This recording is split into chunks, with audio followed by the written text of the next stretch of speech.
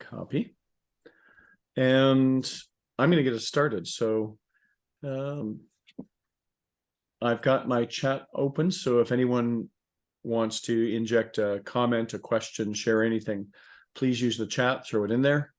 And completely open and want conversation, discussion. So if anybody wants to interject at any time, please feel free. Okay, then I'm going to get us started. Let's get going. So to start up, I am in Treaty 7 territories, and I'm not going to, I think it's a little bit token to just badly pronounce and name out names. I think it's more sincere, for me at least. I'm going to acknowledge my respect for the rights and the privilege of our Aboriginal peoples in sharing these lands and this environment with me, that I can benefit from it. So basically, what we're going to talk about today is really, it's about taking your business to that next level. You know, most businesses, and for the last 14 years, I've been working with businesses that are established and successful.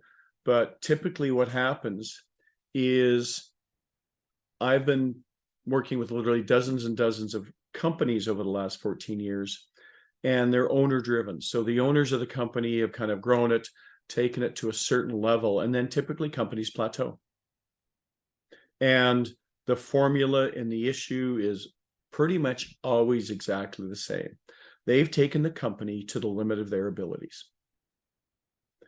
And the key to be able to break free and grow beyond those abilities of those owners is when they realize that if they could have grown it further themselves, they would have. And the ones who are kind of self-aware and courageous enough to go, okay, then I need help, because it's when they recognize that they can't do it themselves that they're now open and available to the changes that are necessary. And really what's necessary for scaling up is to engage the entire organization to be part of and champion that growth. It really is a transformational event, because what makes companies successful, those entrepreneur, owner-managed companies are great, and they can grow to a certain point because I think for a lot of entrepreneurs, the superpower is your ability to get stuff done. I mean, that's what makes you successful. You know, you're one of those people who can make stuff happen, get customers, engage industry, build a brand, do those kind of things. Well, that's great. But when it's all about you and when you're key to the business, you become the bottleneck eventually. And it's getting past that owner bottleneck that is absolutely essential and necessary to truly unleash transformative growth. And so there's books like EOS. Actually, the original is called the Rockefeller Habits. That's really kind of the origin for almost all of these process-based books like Scaling Up and Traction and EOS and all of these. They follow basically what they give you is a discipline, a structured, disciplined approach, and bringing those disciplines and that structure and those processes into your organization and embedding them. And it's really about developing strategies. You know, where do we want to go? And vision is kind of the first part of strategy that is absolutely fundamental. But it's building a revised vision. What does the next level of our business look like? And then building strategies, which is the know. Executing on the strategies is where growth actually happens. And then embedding those new behaviors, those new habits, those new disciplines, so they become the new standard way we run our business. That really is transformation. So when I talk about the 3 keys, this is our framework around transformational growth. Know, to grow, to transform your business. So one of the things I find is quite often, in order to kind of get the organization, get the owners to have the courage to kind of step forward, quite often it takes a specific event, a specific circumstances to drive this. So sometimes it is that, you know what, we're bringing in new leadership. They want to take the company to the next level. We're starting to lose people. People want to work in an organization where they see opportunity for personal growth, financial growth, situations where markets are changing, industries are changing, and change is always a double-edged sword. It can be a threat and it can be a huge opportunity. So transitioning culture, quite often we find that cultures get flat. People lose engagement, people lose enthusiasm. And that's really on leadership. So there can be a number of triggers, but this process, this methodology, this know, to grow, to transform, is a framework that can really deliver benefits in all of these areas. Okay. So again, one of the things we said, and this is based on research. So out of Harvard, there's a prof and a framework called Agile Corporate Transformation, and they tend to work with big companies. But the prof who did this, he's worked with probably dozens of the Fortune 100 companies and helped them transform, companies like Intel, things like that. And so I got certified in that framework, but I apply it to small, medium-sized companies. So it's really about how do we take the valuable lessons from that and apply them to the kind of companies and businesses we have here in Western Canada. And so what the research showed from that was that basically owner-led transformation programs, if only, kind of the C-suite is driving this, then transformation tends not to hold. It truly does not become transformative. And so we see a big push from the top, mandating things, driving things forward, but they don't cascade. It's really top driven. And over time, those types of transformations die, they fall away. Harvard research shows that 70 to 80% of change initiatives fail. And so the framework and what we want to take from this is, well, how do you do that differently? And basically what works is when you really bring in a change agent. It's like a team. What a team needs to win games is not another team captain. You don't need another CEO. What you need is a team coach. It's the coach who helps the team play as a team. It's the coach who helps the players figure out for themselves what they need to do together and individually to perform to their best. That's really what a coach is. And the key within this transformation process is when it takes hold, is when you cascade it and you make everyone engaged, everyone involved, everyone committed in the organization to the change. And it's when it becomes an organizational initiative where everyone takes ownership in it. That's when change really becomes transformative. It's people who grow your business. It's not strategy. So you've got to get them all engaged, not just at the top. So let's look at this framework. We're going to go into kind of the three major components. So we've got strategy, we've got strategy execution, and we've got culture. And around each one of those, we have a framework of what are the three key components within each one of those aspects of the business. So first, when we look at this, there are tools and processes and disciplines.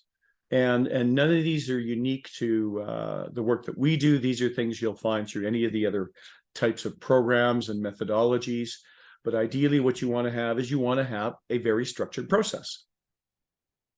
And we call this Agile Growth Transformation process. I'll go into more description of it later, but it really is an agile strategic planning approach. In other words, the days of long-term planning are dead. The world is changing much, much too fast now to be able to think that you're going to do long-term. You have a long-term vision, but your strategic planning is agile. You go in sprints and scrums, like the way we develop software.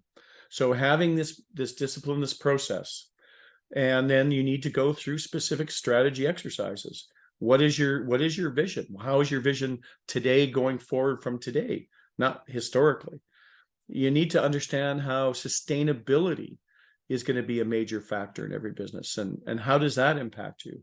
You need to look at kind of medium term definitions of success, and then have your process, a disciplined process around 90-day strategic sprints, developing strategies around target market, value creation, value cycle, sales strategies, innovation strategies, staying in touch, customer loyalty strategies, competitive analysis.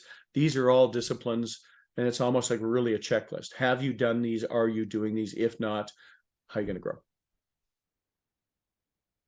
Then we get into growth, and again, growth is strategy execution.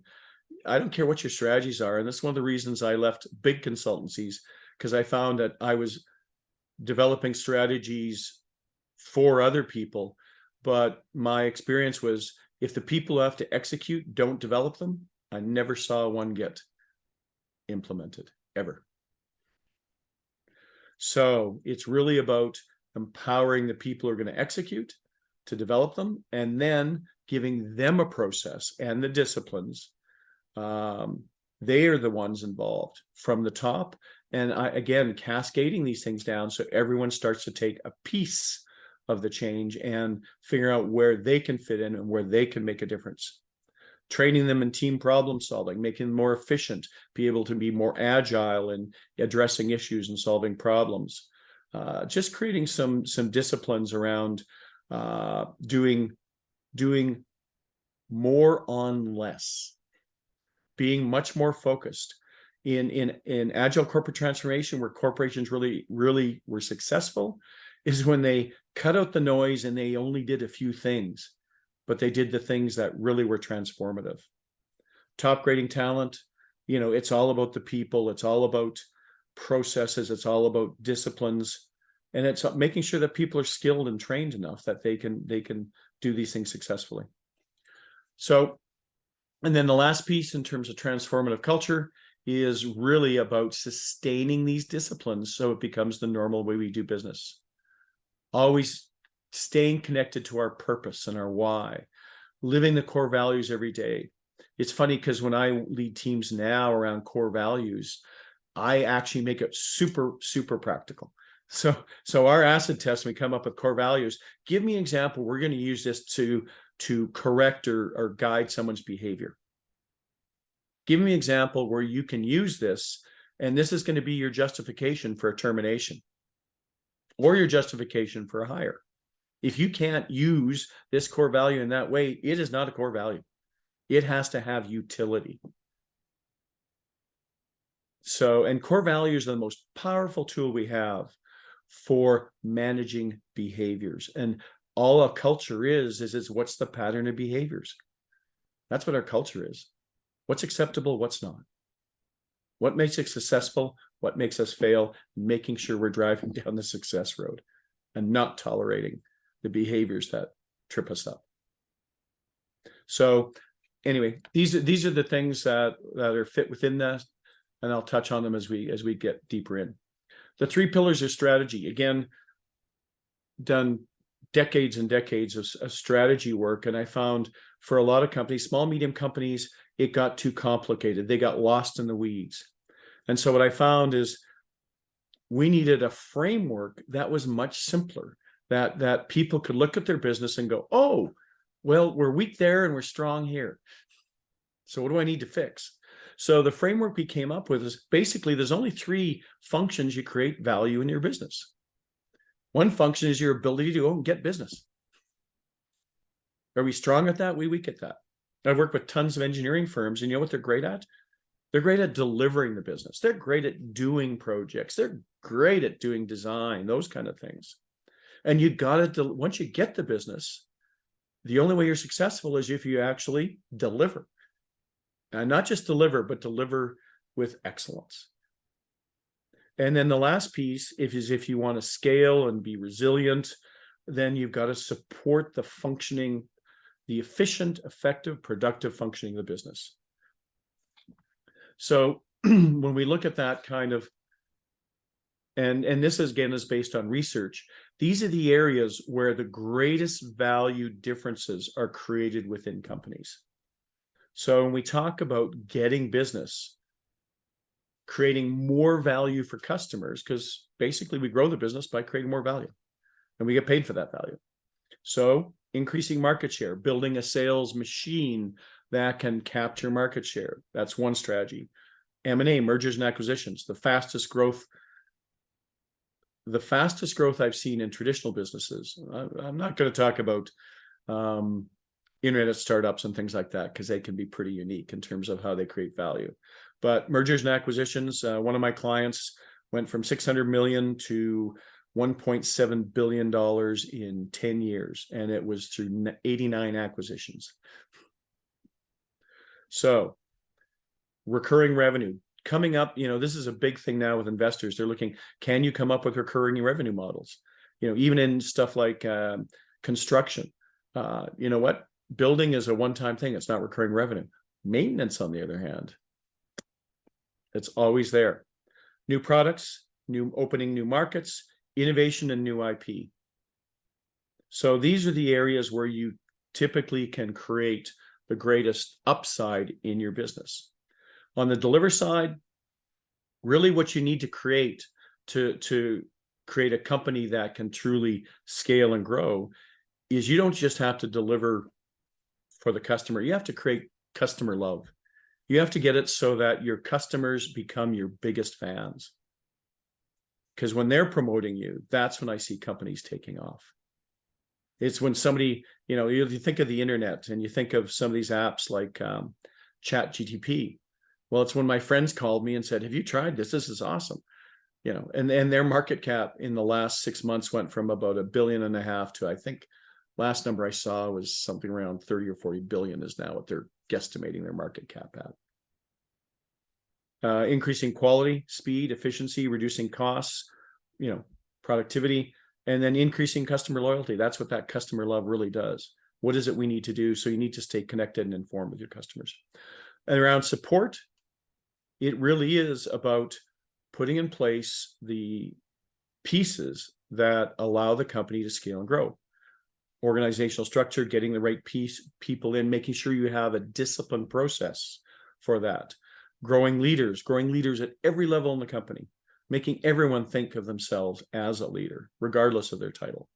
Documenting best practices, KPIs, using data-driven decision-making, putting in systems, processes, and tools that can drive efficiency and can allow us to make really better informed decision-making. Last piece that we see today, there's a foundational shift happening in business globally, I would say, around sustainability. So one of the other pieces you have to think about within your strategy is, what is our sustainability strategy? Because if you want to attract investment to grow your business, investment right now is looking at every business as being a sustainable business. What is your story around this? So understanding that you want to grow and you want to get a social license to grow, then you need to have a strategy around this. Again, in terms of strategy programs, I'd kind of gone through what those typically look at. So think of this as a checklist of the type of strategy work that you should be looking at over time as you're growing and building and scaling up your business. ESG is an opportunity, as I'd mentioned. And in terms of why is ESG taking off? Well, the first and foremost reason we're having this conversation in industry, as a matter of fact, I just did an announcement. We're running an ESG meetup with the Energy Transition Center, is because money is insisting we have this conversation. $40 trillion in private equity today specifies that ESG is their number one non-financial criteria for investment. Banks now are requiring ESG reporting and impact assessments from all of their major clients now. So money is saying we have to have this. Clients are saying we have to have this. Big corporations are now being called to report. It's becoming law in Europe. So this is not a glitch. This is a transformation in business around sustainability. So clients want it, sophisticated clients want it, suppliers are going to have to be stepping up. Talent wants it. I find my daughter's in fourth year engineering, and you know what? They want to go work for companies that believe what they believe. They want to work for companies that take sustainability seriously. So if you want the best talent, this is what you're going to need to attract them. And if you want a social license to grow, McKinsey did an article about 2 months ago where they specified, there's a lot of debate going around the ESG and washing and all this kind of stuff. And they basically, to all of it, they kind of said, yeah, hear your points. But at the end of the day, society's moving there. So you can bitch and complain, or you can go with society. If you think that you're smarter than society, good luck to you. Because this train has left the station. And all you have to do is talk to anybody in the millennial or Gen Z market, and this is their values. Pillars around strategy execution is really around people, processes, and skills, and putting in place the disciplines so that those are the key components that have to be in place to be able to execute. It always starts with the people. When I say companies can't get past that plateau and how do we break out of that, it starts with the people. It starts with top grading the talent, making sure that the people, the leadership team at the top, are the right people on the bus, wrong people off the bus, right people in the right seats. So having disciplines around that, having disciplines around how we fill positions, how we manage performance, how we design our organization, how we map out and see where we're strong and weak across the entire organization, how we define roles, succession planning, mentoring. These are all disciplines around people that are critical right out of the gate if you're going to transform. It's people that transform the business. So you've got to make sure that you've got that right to start. In terms of processes, this is where you bring in these new disciplines and you embed them and make them the normal way we do business. This agile growth transformation process, 90-day sprints, weekly scrums, annual check-ins and validations to set one-year goals in terms of success, problem-solving processes, so that we can now get a lot more efficient and a lot more agile at solving problems and making decisions. Understanding this 3M change management, which I'll get to in the corporate transformation piece. KPI development, informed data-driven decision-making is a strategic, critical success factor for scaling up these days. Going by your, seat of the pants, thumb wind direction is just not going to cut it anymore. Training the organization and building a culture of accountability is absolutely essential. But unless you understand what drives that, what makes highly effective teams that are accountable, and I mean accountability, healthy accountability, which is helping each other, setting each other's success and winning, not blameability. And healthy performance management, which is no longer an annual review. It's how we interact and coach each other every day of every week. So the growth transformation process, this is our agile growth transformation process, and it really follows a simple discipline. When we go in to look at an organization committing to initiate transformational growth, there's a launch phase. You have to kind of get everything organized so people understand upfront, why are we doing this? Because they don't care about how or what if they don't buy into the why. So we really have to have a launch phase where we really communicate and set people up so they are wanting to go down this road with us. And then once we get this thing launched, then it is this discipline of following a proven process, 90-day sprints, 90-day committed outcomes, continuously checking in and having communications and accountability week by week, and driving that function. So within the launch, really there's understanding kind of our current reality. Where are we at? What are our strengths? What are our weaknesses? Where are the opportunities, threats, all those types of things? You're all familiar and have done those things in your past. And then based on that kind of confronting reality, where do we need to focus? What are the few things we need to really focus on that are going to truly transform and shift our business? And then creating alignment and engaging from the top to the bottom and from the bottom back up to the top, everyone across the organization to have a role and involvement in this change. And then stepping in and committing to that disciplined execution. So what does that look like? Well, within the frameworks and the work we do with our clients, it typically looks like one-on-one interviews, an introduction to the process and the system and the methodologies. You got to start with the end in mind. So getting everyone to participate, at least we do it typically with the extended leadership team. What is the vision? Because they have to define. Digging up an old vision is not going to work to engage people going forward. No involvement, no commitment. So validating that vision and then looking at kind of the 3-year, 1-year strategy, defining your first sprint, and then committing to what you're going to change and starting to build that discipline and that accountability. So with your weekly check-ins, and then this is where on the people side, we need to typically start building leadership skills and leadership behaviors at all levels in the organization. So training them on what are A players? What's the process? How do we ensure, are we A players? How do we attract A players? How do we attract A players? All of those types of things are the disciplines that we need to train people. You can't assume people do this. I didn't learn this stuff at MBA school. Sorry.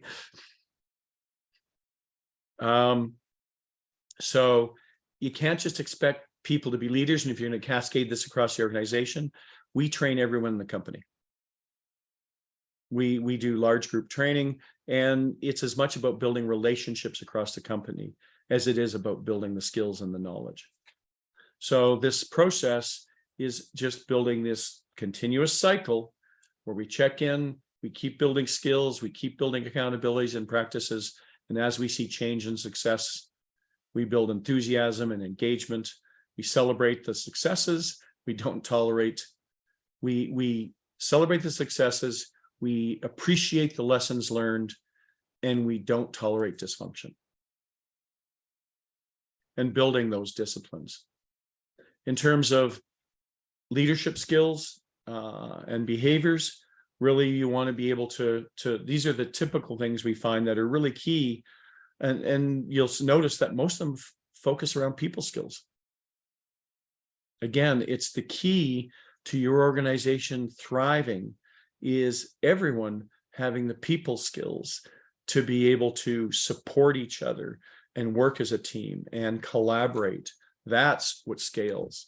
A culture of collaboration where we're all in this together, where we are one tribe. And I have a place in the tribe, and I'm appreciated for the tribe, and I create value for the tribe, and they see that. That's what really kind of creates that organization that's unstoppable. In terms of transformation, the key to transformation, again, I've seen lots of stuff around change management, all these things, but from our perspective, we've got to make something that's really brutally simple. Because if I'm going to execute, how can the average person wrap their head around it where they can go, okay, I can play a role in that. And I think the key in terms of transformation is understanding that as we change the organization to be able to grow, we're going to get resistance. So and this comes out of the Agile corporate transformation model, expect at least these 6 inhibitors. Cautious management culture, people afraid of making mistakes and not wanting to make bold steps. Business as usual management process. We've always done it this way. I don't know how many times in companies I've worked in, it's engineers are notorious. Well, why are we doing it this way? We've always done it this way. Okay, how are we going to grow if doing what we've always done? Initiative gridlock. Companies have got 500 things going on. Managers at every level have got 500 things going on. So how do we bring in more to this? That fear of failure, that reluctance, that disengagement by people, that loss of focus. Quite often we get change going and it starts to go well, and then we let off the gas. So expect those things to happen and then put in place the things to be able to manage them. So our framework around being able to manage this is, we call it 3M: mandate, market, and maintain. So when we're going into this, if we're going to make this transformation, it has got to be mandated. The entire C-suite has got to say, this is where we're going. Everyone get on board. Nobody can opt out. Nobody can be a passive passenger. So there has to be a fundamental mandate. If you're not going to mandate, you're going to make change optional, you don't even start. The next piece is market. So it's mandated. Now you got to go and market it to every person in the organization. When I say marketing, you got to answer the 3 marketing questions. Why should they care? What's in it for them? Why should they believe you? To every person, and you have to tailor it to them. You have to market this from top to bottom through the organization. Why should they care? What's in it for them? Why should they believe you? Because why should they care? Because what they want and what you want is to have a great business that gives them stability, prosperity, opportunity. And if we don't create that, we're either going to grow. And when I say grow, it doesn't necessarily just mean it's not about just a revenue number. We're going to grow in capabilities, in capacity, in culture, in environment. We're going to grow in holistically in every aspect of our business. So we need to sell them that there's an exciting vision and journey ahead here, and it's to your advantage and to your benefit to jump on and be a part of that. And then the last piece is maintain, because as soon as you start driving change, it's going to get hard. And so to the maintain piece is putting in place training and support and champions all through the organization, and engagement and rewards, recognition, consequences, KPIs, measures. All of those things have to be in place, because if you don't put all of that support in place, then as soon as it gets hard, people will give up. You do those 3 things, you can drive any change you want in an organization. So in this transformation, it's really maintaining the disciplines, the change disciplines. Always lead with why. Live the core values every day. Most powerful tool for managing the right behaviors up and the wrong behaviors out. Data-driven culture of accountability. We gotta do a few things and do them more so. Use data to drive us. Guessing is not good enough today. And celebrate success, don't tolerate mediocrity. And the entire organization has to be a learning organization where we're all there to help and mentor each other. And to me, mentoring is an action. It's not a role. Any day when we build a culture where we're there to help each other, the act of helping somebody else is a mentoring act. And any one day, I got 5 people helping me. I'm helping 5 people. It's the action in the moment.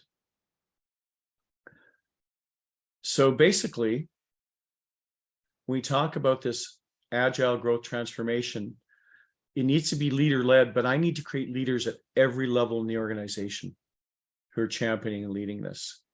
We need to hit it, and we need to hit it hard, and we need to hit it fast. So if we're really going to transform our business, we have to make people realize we're serious about this.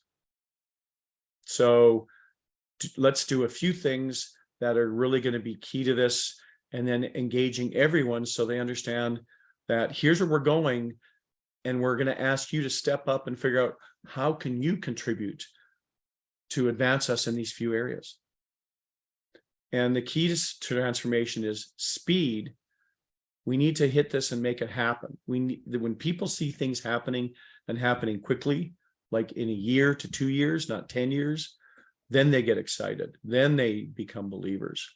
And again, it's really that simplicity times a very disciplined, tight process. And that's what drives speed. Quick starts, benefits. That's the structure. So that's overall, that's our framework around Agile growth transformation.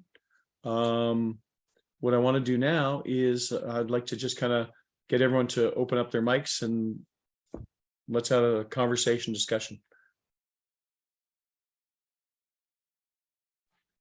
Well, fantastic presentation, Brad. Thank you. Thank you. I wanted to maybe just ask for how to handle maybe something that could potentially arise when you implement all of these transformation changes. Yeah, I can imagine that some of the employees, wouldn't be on board. So, for example, in a managed company, is very lackadaisical. A lot of employees, kind of doing their own thing. Nobody's really paying attention. And now all of a sudden, now we all want to, join forces, be a great group. We want you to be accountable, and so that could be really offsetting for a lot of employees who've been doing whatever they want for the last, whatever many years they've been working at the company. Yeah, absolutely. And it is one of the things that happens in almost all organizations. So absolutely right. And it's kind of a double-edged sword. You've got to be sensitive to that and conscious with that. But that's a part of that 3M process. It really is contingent on how well you go and market the change, how well you can kind of show them that the benefits to them far outweigh the challenges. And so you've got to put together that business case for them personally, that this is the right way to go. So first off, I'd say that is kind of the most critical piece and you don't tell that story once. You have to keep, every time you engage with them, you have to keep reinforcing where the win is for them, where the win is for them.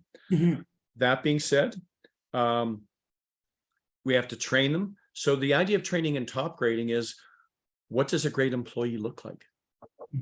Developing role success scorecards. Here's your job description, but it's a job description with KPIs. It's a job description with core values. 80% of the terminations I've ever done are based on behaviors, not performance. But if you do not train people on what an A player, because basically it's about living the core values and performance. Are you doing both those things? If you are, you're an A player. If they don't understand the framework and how they're graded and how they're evaluated, what success looks like, of course they're going to be scared and resist. So to overcome that, we need to train them so they understand the language we're using, so everyone's on one framework, and then starting to look at explaining to them. And performance management is kind of our interaction, feedback, continuous kind of helping them to coaching them to win and where their success lies, but also not tolerating the behavior. So there's a certain point where when people are hesitant and don't want to come along for the ride, there's a certain point where you have to get disciplined, because if you don't feel you can make these changes, then maybe this is not the right bus for you. And if anything, one of the biggest obstacles I've seen is when traditional leaders think loyalty is the most important thing.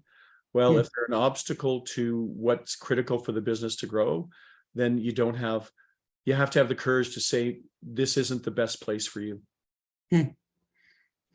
Well, great reply. I'm very happy with your answer. You are a true coach, Brad. My first instinct was, cut him off.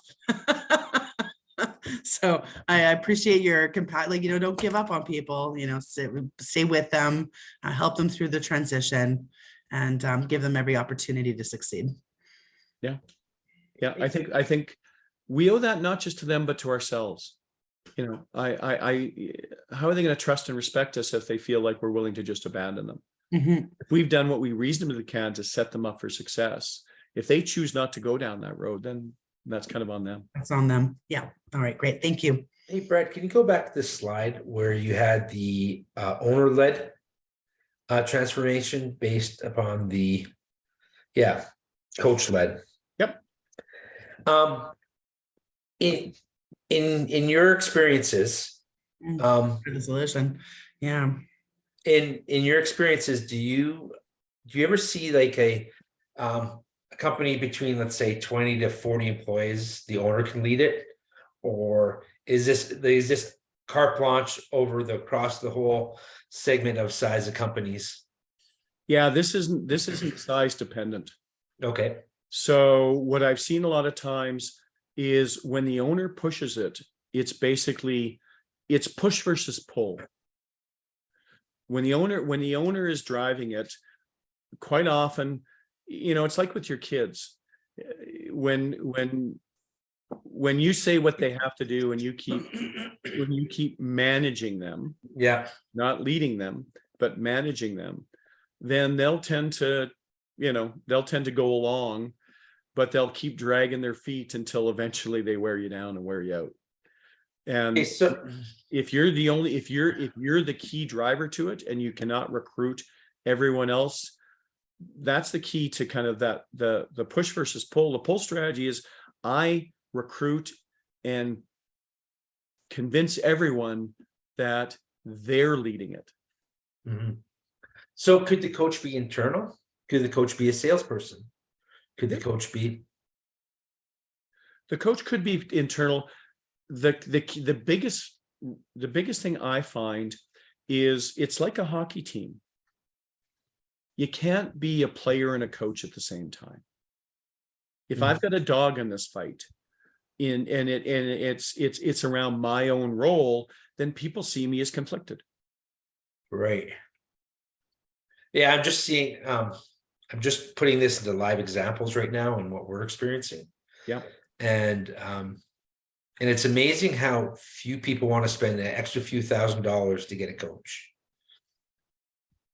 You know what I do is in my coaching, what I do is I make everyone feel like they've got an equal voice and get listened to.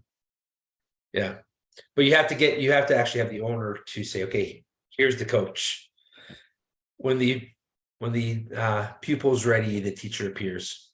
The owner is not a coach. The owner is the captain of the hockey team. Yeah. They're on the ice. Well, it's going to be interesting. They're in the game. We'll have more conversations about this in the next little while. Yeah. And the funny thing is the coach is not, it doesn't have to be a full-time position. I've transformed dozens of companies. I'm there on average less than half a day a week. Yeah. Well, I'm just thinking about implementing our product, right? And we've got 3 companies implementing right now. Yeah. And I'm nervous because it's all owner led. I'm like the owner in your application needs to develop and grow. Somebody needs to develop and grow champions at each level. So if we have a champion at each level, okay. I think that's what we're doing. Okay, great. Sometimes I feel like owners have their own preconceived or limited beliefs. So they're going to believe like, hey, I'm like, you're going to say like, this is about investing in you. The business is only going to grow as much as you can. And a lot of people don't think that they are worth that type of investment. They're feeling scared that all of their bad qualities are going to be revealed through their coaching process. So they don't want to even go there.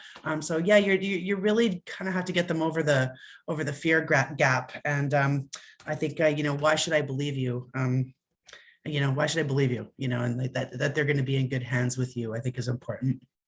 Well, and quite often what I will do, Clara, is I'll actually insist that the CEO or the senior executive get a personal coach. Because my role is as a business, I'm the team coach. I'm there to make sure the team is functioning as a team. That individual, if they've got personal issues, things to challenge, confidence, et cetera, if they've got imposter syndrome, whatever, they really need somebody just focused and dedicated to them. Because I can't, again, if I'm going to facilitate the team, I can't be loyal to just one player. Mhm. How do you identify these type, like the client need who's sitting in front of you? It's in the process. I mean, things reveal themselves as there's no way to fast track. When we do the upfront interviews, a lot of stuff will start to come out. Yeah. As we do the interviews and we talk to everyone and we understand their perspectives on the business and what's working and what's not and all those kind of things. So those one-on-one interviews will kind of foreshadow a lot of those issues. But we don't sweat it too much in that. They'll reveal themselves in the process. Okay. I'd be interested to hear the amount of times that you go into an organization and the times that their issues are the ones that they articulate are actually true or not. The ones that need to be articulated, they don't even know about. I'd say especially because we'll interview the extended leadership team, not just the 3 founders or owners or whatever. We'll interview the extended leadership team. And I would say on average, somebody within that team, they recognize 80 to 90% of what their problems are and opportunities. So quite often the answer's in there. It's just nobody's listening to them. Right. It's interesting. Yeah. And ideally, even if I see stuff that they don't see or they don't recognize, as a coach, I need to kind of figure out how to help them figure that out for themselves. Yeah, because if you say it's suspect. Yeah. Yeah. It's like you plant a seed and then they kind of follow that seed and then come up with something. That's a brilliant idea.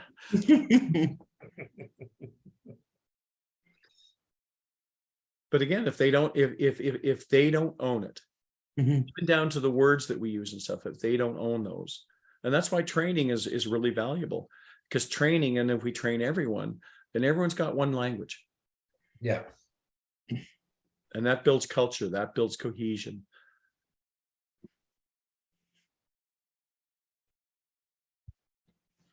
Omer, Yeah. So first of all, sorry, Brad. Brad, I was late in joining. I missed the first 15-20 minutes. I got stuck somewhere.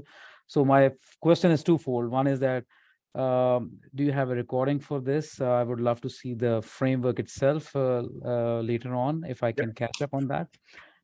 Second thing is kind of a follow-up on the discussion here, since I joined late, and I presume when you were talking about employee engagement and developing employee-driven KPIs, somehow the balanced scorecard concept of aligning with organizational objectives was also was part of that in terms of transformation, defining the transformational goals. Was it there in the 3M framework that you mentioned? So when you talk about that's within the kind of the top grading process methodology. So within the top grading process, there's what we call a role success scorecard. It has kind of a much more comprehensive description of the role, responsibilities, skills, core values, KPIs, and individual measurements.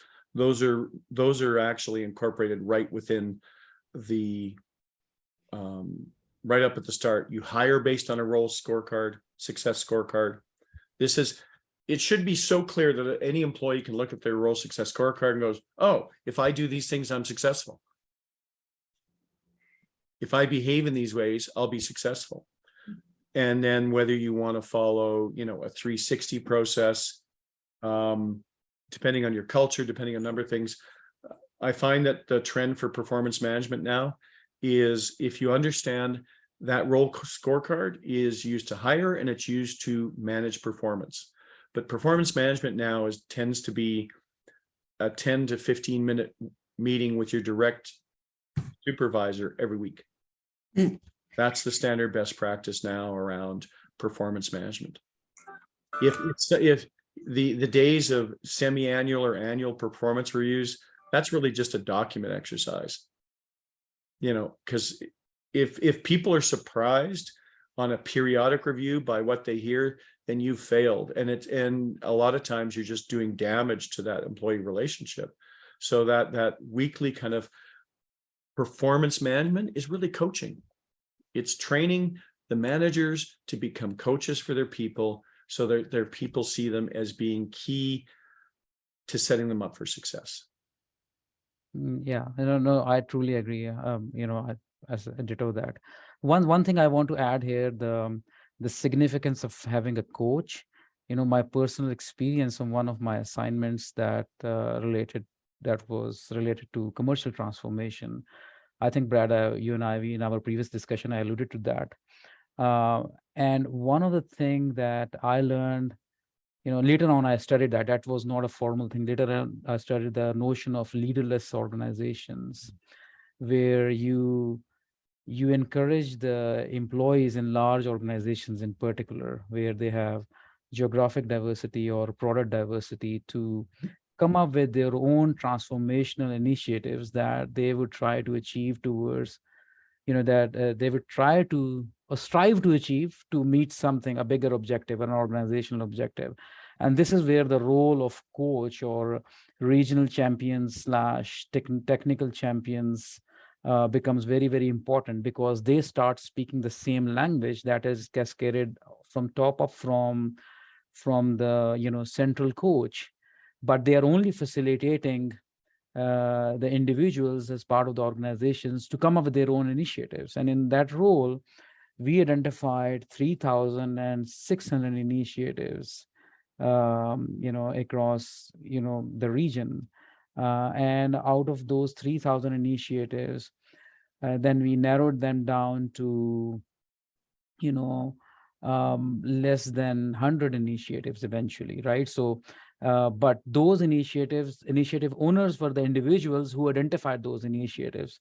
And then we broke them down through the help of the central coach, right? A coaching practice to the milestones, right? From level 0 all the way to monetizing it to level 5 to achieve the big number that the organization was trying to achieve. So I just wanted to re-emphasize the significance of central coach, and hence the coaching organization that goes from central transformational kind of a chief transformation officer all the way down to the regional champions or solution champions, who all eventually strive to change the language and culture of the organization, because without the cultural change of the organization, no transformation can be sustainable in the long run. That's my take on that, and I really second what you said, your thoughts on that earlier on. Yeah, well, and this is where within this framework, cascading is absolutely critical.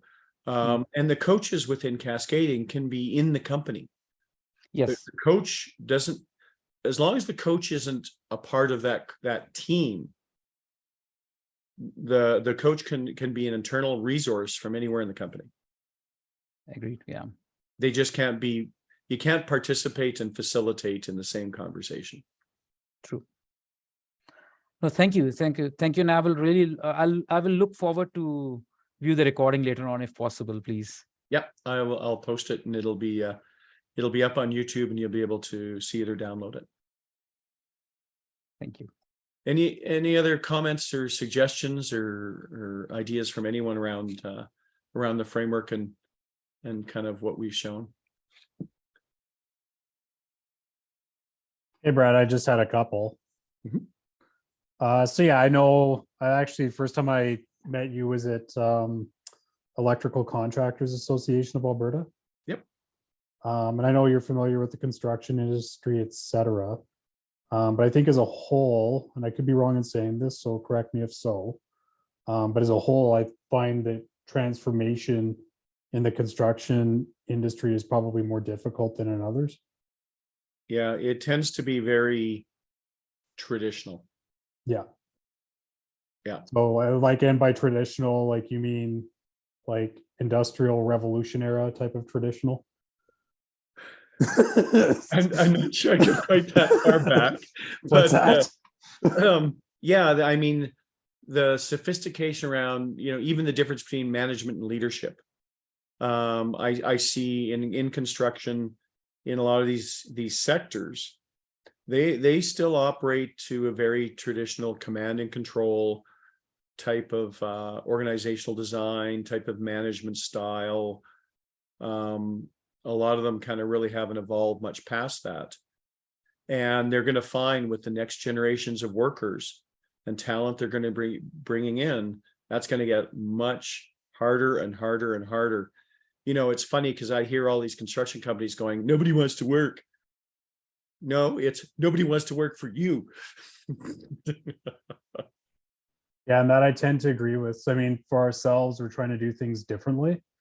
Internally, it's easy, but the difficulty is that basically a lot of the people that we work for, because we're typically, I would say about 60% of the time we're a subcontract, like a subtrade. Yep.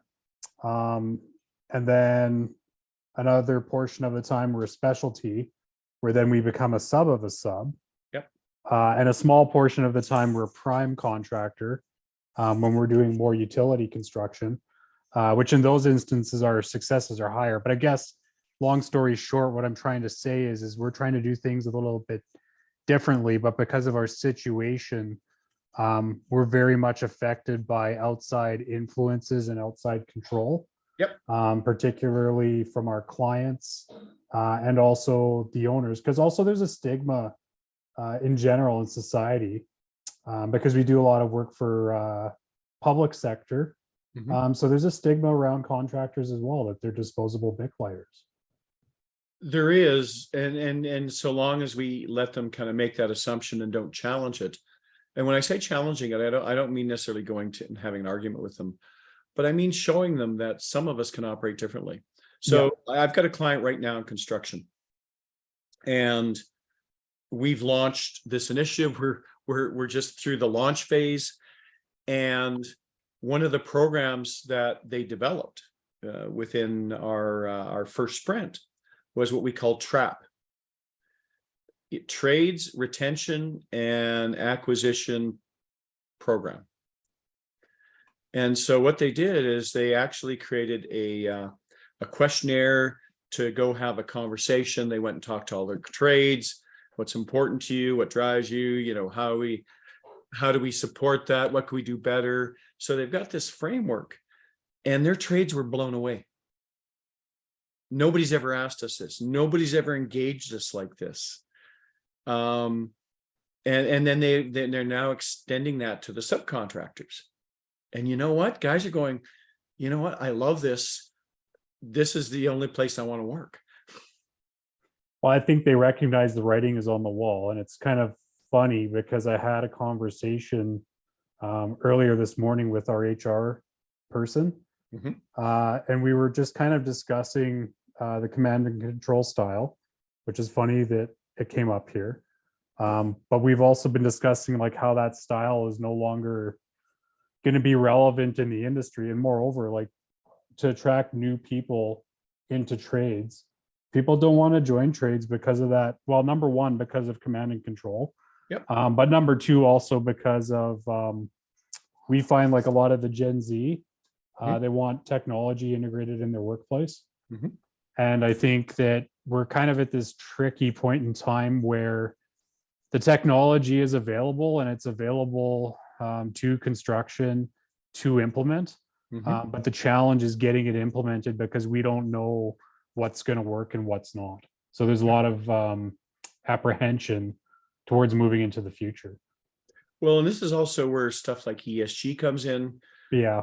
In construction, are there more sustainable technologies available? So when we talk technology and innovation, it's not everyone wants to have a job that's built around an iPad. It can be around, if we're wiring, putting in prefab wiring bundles and stuff like that. One of my clients, that's what they do. It takes 75% of the labor out. Well, we may not make as much money as an electrical contractor, but the client's going to love us. The project gets done faster. there's less failures and problems, and it's a kind of a different new way of approaching it. So, that innovation that they want to go work in sometimes can be, just simply a physically better product, a better tool, using electronic nailers and versus the old everything by hand. Yeah. And I guess kind of my last question, because I know that everybody wants to move on, is do I? Don't really want to, but have to. But the last question I had is if there's any case studies available in construction where they've actually embraced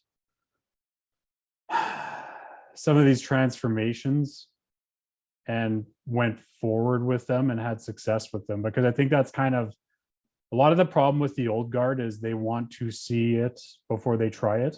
Mhm. Yeah. And in order to convince the old guard, I found the only way to do so is through case studies, and then of course ROI calculations, which I mean can be subjective and maybe not necessarily as convincing as case studies. Yeah. I'd have to think about it. Shoot me a note, and Okay. and I'll look around for stuff specific to construction. Okay, sounds good. Cool. So we're at time. So if anyone else has anything that they want to just close off on, please speak up. Otherwise, I'll bring us to a close. Like I said, I'll make the presentation and the deck available. This is my contact information. It'll be in the deck. And I just want to thank everyone for joining in. Thank you for the invite. Take care. And I hope everyone has a fantastic week. Great. Thank you so much, Brad. Great meeting everyone. Thanks.